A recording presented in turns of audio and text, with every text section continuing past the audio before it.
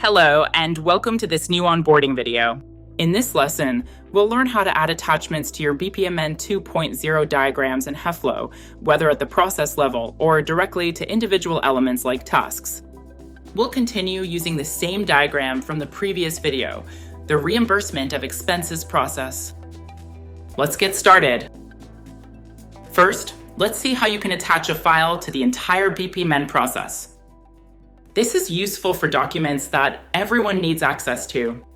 To begin, make sure no specific element is selected in your diagram. Then, click the paperclip icon in the Properties panel to open the Attachments section.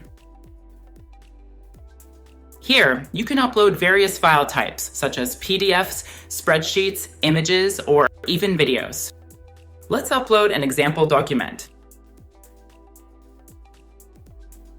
Once uploaded, the file will be visible and downloadable by any user with permission to access this process through the portal.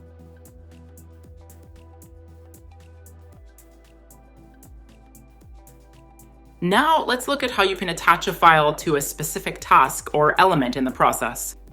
This helps you provide the right information exactly where it's needed. Select the first task in our process, Submit Reimbursement Request. Again, click the attachment icon. Just like before, we can upload a document. But this time, you have the choice to link it either to the process or to this task. You'll always be able to see which attachments exist at both the process and element level. Let's upload a file to this task to complete the example.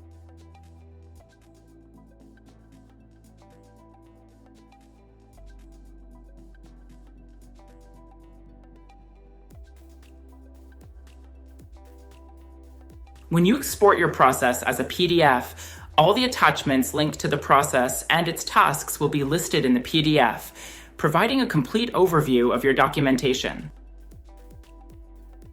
We've just seen how to attach documents to your BPMN processes and their elements, helping enrich your models with relevant resources.